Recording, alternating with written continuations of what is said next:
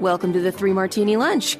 Grab a stool next to Greg Columbus of Radio America and Jim Garrity of National Review. Three Martinis coming up. And welcome to a special edition of the Three Martini Lunch. As you know, if you're a regular listener, Jim is away, and we thought it might be a good idea, just in case there was a day that I wasn't available to do the podcast, that, hey, we should have one ready to go. And so that's what today is. We don't know what day this is airing or if it's going to air at all, but we want to talk about what we're seeing so far early on in the second Trump administration. It's obviously very, very early, but there's been a large flurry of activity in a number of different areas. And so as we look at the three legs of the traditional conservative stool, you've got economics, you've got foreign affairs, and you've got cultural issues. And so, Jim, let's start on the economic front. What do you like so far, and what's got you a little concerned? By the way, for people wondering, wait a minute, why am I getting a taped one with Jim and Greg? Shouldn't one of them be around? Look, right now we're both fine. I mean, as of this recording several weeks ago, I have no idea how we're doing right now. But nonetheless, we're probably fine. We're probably fine. You probably have nothing to worry about. But just in case, savor this episode. It's probably going to be great. So, all right. On the economic front? Yes. Okay. All right. On the economic front, I think there's been, the unleashing of animal spirits you talk about in the stock markets, right? People know that the era of high taxes, high regulation, this idea that more government is better government, that's coming to an end. And you're going to see, some version of the Trump tax cuts will get passed. With a bunch of details to be hammered out. Are you going to increase the deduction for state and local taxes from the current level of $10,000? Are you going to do Trump talked about no tax on tips. There are a lot of little details to be hammered out. And my guess is that the final tax bill is going to be probably a little bit of a mess or unwieldy or big and complicated. I would prefer tax simplification. But all in all, I would much rather have that to a Democratic Congress and a Kamala Harris administration raising taxes. So broadly speaking, we're heading in the right direction. That's the good news. The bad news is I don't like tariffs. And we've had a lot of false starts. We're going to do them. No, we got a 1 month delay. We're going to see, look, I could even be persuaded for tariffs on countries that are hostile. National security threats, China, things like that. I was much less critical of the tariffs on China than I was on Canada and Mexico.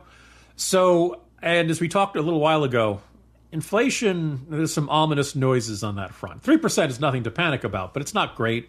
And it's not where you'd want to be right before you enact a whole bunch of tariffs that are going to make things more expensive. So it's mixed. I think it's more good than bad, but I think the tariffs, if they start increasing prices, could be a real albatross around the neck of this administration. We'll see where things go from here. But I think that's, it's good, but it could be a lot better on the economic policy front. One of the things I'm encouraged is the fact that we finally have an administration that's digging into where taxpayer dollars are going. You can not love all the specifics about how DOGE is going about this. You talked about transparency, and I think we're getting a little bit better on that front. They've got their new website up and so forth, and hopefully that gets more detailed as time goes on. But the fact that the Democrats are freaking out so much is not just about process. They don't want you to know where your tax dollars are being spent and, in reality, absolutely wasted. I mean, USAID, while, as Jim has pointed out, there are some valuable projects that they do, certainly, there are a lot of other areas where they're absolutely being wasted. Millions of dollars on DEI programs in Serbia, transgender operas and musicals in places like Colombia and Ireland, I think. And Lee Zeldin over at EPA just found out how the Biden administration shadily shoved $20 billion through other entities, giving them discretion to spend these funds as they were leaving town during the transition and so forth. Very, very shady activity. Taxpayers deserve a lot of transparency, and they're getting the most they've gotten in a long time. I think we deserve even more, and hopefully that's the case. And as we go through department after department, we're going to see waste, fraud, and abuse in a whole lot of different areas. And this is kind of an endless job. I know Musk and his team think they can do it in a matter of months. We'll see if that's the case. But once we have a full accounting of this spending, hopefully that gives Trump, that gives lawmakers a good position to really get serious about this. They're going to get a lot of blowback from Democrats, and Republicans don't have 60 votes in the Senate to necessarily do what they want to do on trimming spending. But in an era where it's just omnibus after omnibus, we're not only going to keep what we've been doing, we're going to add more to it because it's just the easy thing to do. We all want to go home for Christmas and whatever it is.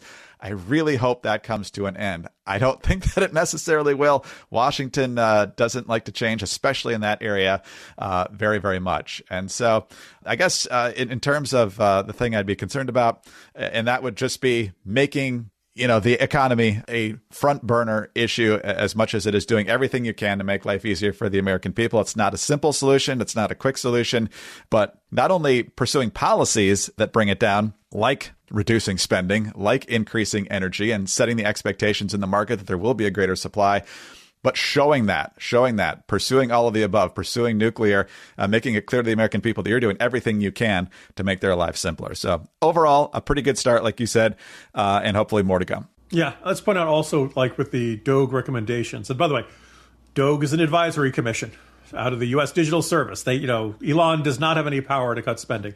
He can recommend to the cabinet secretaries and to everybody else who actually has the authority over that, whether they should do it. But in the end, the final decision is with the president and with the cabinet. I would love to see legislative changes. You can do this, but you can make changes through executive order. You can make changes through the executive branch. But if you want to say the U.S. This department shall not fund this organization, put it in legislation. Point out that, no, this organization has proven to be untrustworthy with U.S. funds and is barred from additional awards, et cetera, et cetera. So more work to be done there, but a good start on that front. Yeah, I think so. And they're not going to be able to close much. Again, with the numbers they have in Congress, you'll probably find at least some Republicans in the House who don't want to close the Department of Education, for example. So what'll end up happening is they generally get hollowed out without getting actually rescinded, which certainly leaves them open to be restored to where they were in a subsequent administration. But you're still making progress, even if you can't officially end the situation. Well, let's talk about a different situation that we find ourselves in sometimes, and that's what to do when we feel like we probably ought to go see a doctor, but we don't. We make excuses, right? I'm too busy. That pain will go away. I'll feel better in a couple of days. I'm not really sure which doctor to go to. Whatever it is, we come up with our excuses. But the excuses are over thanks to ZocDoc. ZocDoc is a free app and website where you can search and compare high-quality in-network doctors and click to instantly book an appointment. I have used ZocDoc on a number of occasions. I have searched for physicians. You can look at people's reviews, and you especially want to look at the ones that have lots of reviews. You can also make sure, of course, that they take your insurance.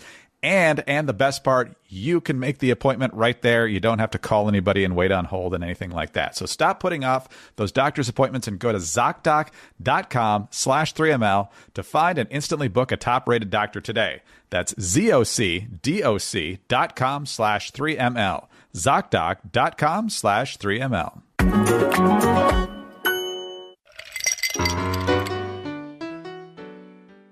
All right, Jim. Foreign affairs, pluses and minuses so far. So the first and glaring and obvious, again, didn't get a huge amount of attention, but almost immediately after Trump took office, the Houthis released a bunch of hostages, not U.S. hostages, but basically and they also announced they would not be targeting U.S. and British troops anymore.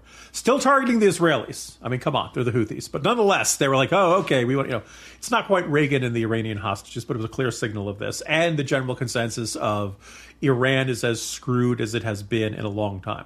Some of this is because of events that occurred before Trump took office, the collapse of the Assad regime, Russia being tied down in Ukraine, a general sense that they are without the Hamas getting absolutely plastered by the Israelis, Hezbollah getting beeped, the reach out and touch someone approach that the Israelis had taken. All of those added up, and now Trump is coming into town with this attitude to give them sanctions up the wazoo. Iran is in really rough shape. So just in general to Islamist terror in the Middle East region, again, another thing that was not very well recognized back on the 1st of February, U.S. Africa Command conducted airstrikes against ISIS Somalia, targeting a series of cave complexes. By the way, you notice these guys are always in caves? It's like they're, like they're bats or something. Apparently 50 miles southeast of Bosaso, which I'm sure you had. Oh, yeah, I know exactly where that is. Yeah. 14 ISIS Somalia operatives killed, no civilians harmed. One of those killed was Ahmed Madalinaine, a key ISIS recruiter, financier, and external operations leader responsible for the deployments of the jihadists into the United States and across Europe. This is what I like to see. You look at this and you're like, I hope this, if this wasn't recent intelligence that came, like, what were we waiting for? Let's get this guy. And I think it's just reassuring to have a commander-in-chief who's like, yes, let's take that strike. I don't care if this is going to ruffle feathers. I want this to ruffle feathers. I want people to know this. And the signal it sends to every other potential evildoer, to use a George W. Bush term, to every other potential adversary of the United States. That Trump will not hesitate to do any of this, and he is he's very clear on this. So that's the good news. And in fact, there's a bunch of good news on a bunch of fronts. But I knew a but was coming. I don't like. Look, I think you should be talking tougher with our adversaries than with our allies. I think you should try to see where you can get along with your allies, and you know, when you have disagreements, disagree as friends. I don't think it is particularly helpful to refer to Canada as potential 51st U.S. state. I can understand why Justin Trudeau finds it annoying to be called governor, and I think that we should be doing more to get along with long-time reliable allies than we are with that. It also did not make me feel good when Trump, when asked in the Oval Office a couple of weeks ago, at least I think it's a couple of weeks ago, who knows when this is going to air, at some point in mid-February, Trump was asked, and it was asked, do you trust Putin? He says, yes, I trust Putin on this regarding Ukraine.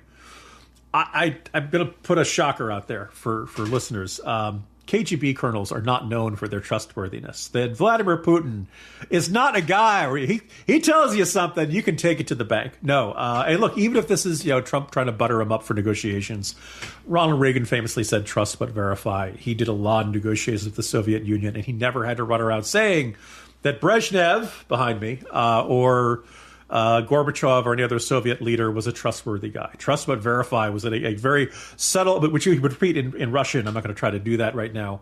Though for all we know, I might be saying that now in Russian, in real life. The idea that there's no point in trying to pretend that our adversaries do not have a long history of breaking their word when it comes to treaties and negotiations and contracts. So, I don't think Trump does himself any good when he goes out and says this. And I think that there have been a bunch of mixed messages about what exactly the U.S. wants at the end of this war. I get that Trump wants the war to end. What are our red lines, so to speak? What are the areas we're not willing to negotiate about? I think we could use a little more clarity on that. And I don't think it makes sense to antagonize all of your allies. That said, it is great to see the talk of more spending, more defense spending amongst our allies. I hope they get on it. I think listeners will notice that the geographically closer a country in NATO is, the more likely they are to be to that 2% threshold. Trump would like to get it to 5%, although reportedly he would settle for 3.5%. I think that's about where I'd like to see. So hopefully we'll see more defense spending and a tougher Europe that is not so easy pickings for Vladimir Putin or any other Russian leader in the future. Yeah, I think we're pretty much in agreement on a lot of this. When you mentioned the airstrikes on the Somali terrorists, the Al-Qaeda, did you see his tweet on that? He talked about the whole situation, and at the very end, he says, here's my message to the terrorists. In all caps now, we will find you, and we will kill you. I don't know if he got the copyright from Liam Neeson and taken to pull that off, but I enjoyed that a tremendous amount. I want you to understand, I am a man of very particular skills. Really, they're the biggest, they're the best particular skills. And these skills make me a nightmare for men like you. Just absolute worst nightmare. The kind you wake it up screaming, sweating, the whole night. You're going to wet the bed. So I will find you. And other people will find you and other people will kill you. But I will go on Truth Social and tell the world about it. That's exactly. And so I think just like in his first term, Trump's best, strongest quality is that people aren't quite sure what he's willing to do. And so that generally makes people behave. And so he gets results. I think one of the ones we talked about already is when Marco Rubio, the Secretary of State, went down to Panama.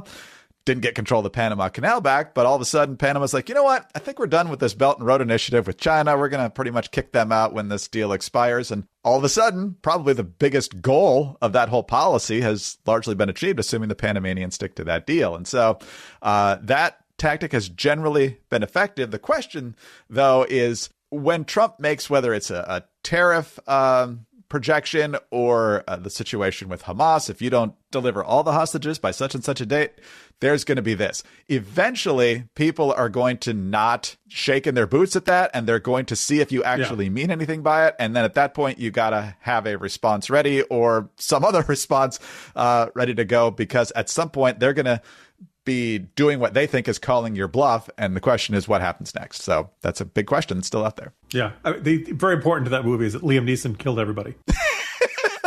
If he didn't do that, we wouldn't remember that speech. So yeah, if you say I'm a nightmare for people like you, you have to be a nightmare for people like them. So I just happened to stumble across Taken the other night. It was like 10:30. Everybody else had gone to sleep, and he had just gotten to Paris, and I'm like, I'll just watch till like the next commercial. I watched the whole thing. It's just it's just a great movie. The second, every father has this in the back of their head, right? You have daughters. I'm sure Greg would go.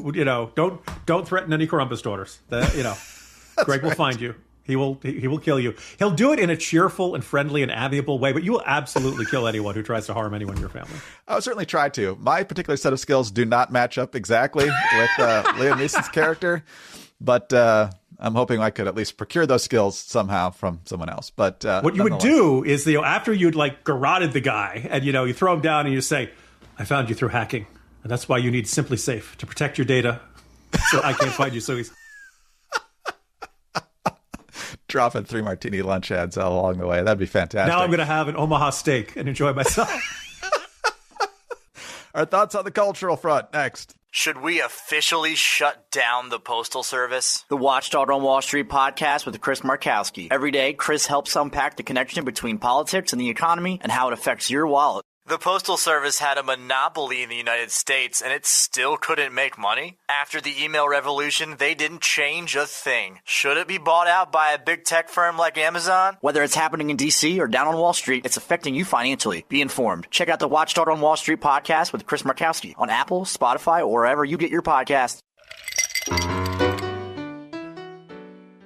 All right, Jim, we've talked about the economic side of things. We've talked about foreign affairs, and now there's the cultural issues in these early weeks of the Trump administration. What's gone well and what's still a question mark? I'm going to go kind of big picture on this, but I really think that everybody, if you're following politics, you could feel it and you see it manifesting in all kinds of different ways. Sometimes in the world of sports, sometimes in the world of pop culture. I think the various forces on the left, and by this I mean the Democratic Party and its officials and its members, but also I think people on the cultural left, woke activists and all that kind of crowd. I think they saw Trump's rise and they saw 2016 as this weird, wacky fluke in the Electoral College and due to Hillary Clinton's weaknesses as a candidate.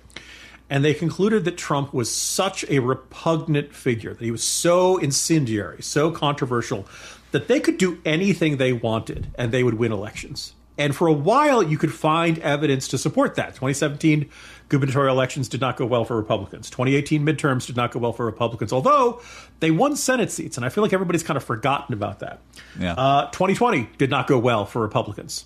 2022 midterms, which a lot of Republicans were like, you look at the economic numbers, you look at Joe Biden's approval rating, the stage was set for Republicans to have a good midterm. Red wave turned into a red trickle. We saw it in some places like Florida, but a whole bunch of races in states like Pennsylvania were just kind of thrown away. And I think heading into 2024, Democrats knew, Joe Biden's really old and decrepit. And then when Harris stepped in, she was a little light on policy and specifics and spoke like a cross between a haiku and a Hallmark card. But we're going to win. We're going to be fine. The blue wall's going to hold. And we're, no matter what we do, Trump's going to be bad enough that we're going to win. And then it didn't happen. And then all of a sudden, not only did it not happen, Harris went 0 for 7 in the swing states. And you probably saw that map, that almost every county, Republicans did better than they did 4 years earlier. So what happened? Well, I mean, obviously the left went way too far in way too many aspects of American life. So when Trump does something like we're bringing back plastic straws, even Jon Stewart is saying, okay, he's right on this one, right? So there were these 1,000,001 manifestations of crazy leftiness. So I think there's just this recognition on the left that, like, oh wow, we like everybody hated that. And the interesting thing is that now this sort of centrist Democrats can come out and say, I was never on board with any of that stuff. I always thought DEI was going way too far. But where was this? Where was this when we needed this? So on the one hand, this is really good. I will also note, and by the way, so I'm going to say something that's going to sound like I'm being critical of the folks at the Free Press, Bari Weiss, Nellie Bowles, my buddy Eli Lake. I think very well of them. So let me preface that. But there is this phenomenon, Bill Maher, right? Folks who were not conservatives, but who became anti-woke, have become anti-left in the last, let's say, since COVID, right? On the one hand, this is a useful ally to the right. On the other hand, we should recognize these people are not conservatives, and they're not going to be with us the whole way, right? And there's a part of me that's a little bit irritated with people who were fine with liberalism, progressivism until, say, COVID, and then they recognize that they could go too far. Oh, now, where'd you been for the last 2 decades or so? But fine. I'm glad you're on our side. Welcome aboard.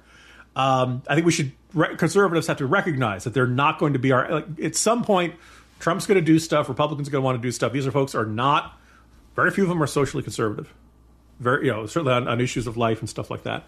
These people, maybe now they think government is too big, but they generally were okay with government spending programs. And I think if they're hawks, their hawkishness is like an inch deep. We'll see. Different people will have different perspectives on all this. But my sense is that Republicans should not get out over their skis on this. I also feel like, on the one hand, it's great that the first however many days Trump has been in office when people hear this, he's been moving on what feels like a million fronts simultaneously, and Democrats feel overwhelmed and they feel helpless and all that stuff. I do also think that you end up getting into dumb fights over Eric Adams, the mayor of New York City. You get into dumb fights over, are we going to call it the Gulf of Mexico or the Gulf of America? As I said on Twitter the other day, look, the White House wants the Associated Press to call it Gulf of America. The Associated Press wants to keep calling it the Gulf of Mexico. Neither one can force the other to change. So what we have here, Greg, is I guess you'd call it an American standoff now. You might as well say, and Chi-Chi's is an American restaurant now. Does anybody want to take credit for Chi-Chi's? Anyway, Trump is the same guy he always is, and he has this tendency to get stuck on really small ball fights. And so I think it's a remarkable opportunity. A lot of stuff's been done so far. I'd hate to see this opportunity not maximized because of the political equivalent of ADD. I just like to see this administration with a little Ritalin. Okay, is that too much to ask? Political Ritalin, yeah. And so, some of the executive orders, I think the big one, obviously, banning males from girls' sports. Also, the transgender surgeries, which is hung up with an injunction. Apparently, they don't think the administration can do that when it's really just about funding institutions. It's not, they're going to go in there and necessarily arrest you, but they will take away your money, and institutions love money. It's like we've talked about before. These are 90-10, 80-20 issues. Straws is another one. It's just common sense. And right now, the right has the majority on common sense, but it doesn't mean it necessarily stays there. So you got to focus again on the bigger issues that are getting done. Immigration's one of them. It seems like that is being pursued as a huge priority. Tom Homan seems like he is all business 24/7. As long as people aren't getting tipped off, I think these policies are being effective. And then people, like we said in the beginning, they want their pocketbook having as much money in there as possible. So definitely hit those 80-20 issues, but don't forget the reason you were elected. And I think you combine those things, you're going to be doing really, really well. Anyway, Jim, again, we don't have any idea when or if this episode is airing. If it does, don't assume anything has gone horrifically wrong. We're just covering our bases here because we're conservatives. So we're making sure that you have content in the case that while Jim is gone, there isn't necessarily a reason that I couldn't do a podcast. That's all it is. So, Jim, I will see you either soon or when you get back. Or both. I'll see you whenever, Greg. And remember, listeners, don't assume that anything has gone wrong. But it doesn't mean it didn't. It just means things are probably fine. It's probably nothing to worry about. This is, just somewhere at Radio America is breaking the glass and plugging this into the machine to send it out there. We're probably fine. Very reassuring, Jim. I'm sure everyone is all calm now about what may have potentially prompted this episode to actually run. So anyway, Jim, take care of yourself, and I'll see you soon. See you sometime, Greg. Jim Garrity, National Review. I'm Greg Corombos, Radio America. Thanks for being with us today. Please be sure to subscribe to the podcast if you don't already on your podcast platform, as well as on YouTube. Thanks also for your 5-star ratings and your kind reviews. Please keep those coming. Get us on your home devices. All you have to say is play 3 Martini Lunch podcast. Follow us both on X. He's at Jim Garrity. I'm at Dateline_DC. Thanks for being with us today. Join us for the next 3 Martini Lunch.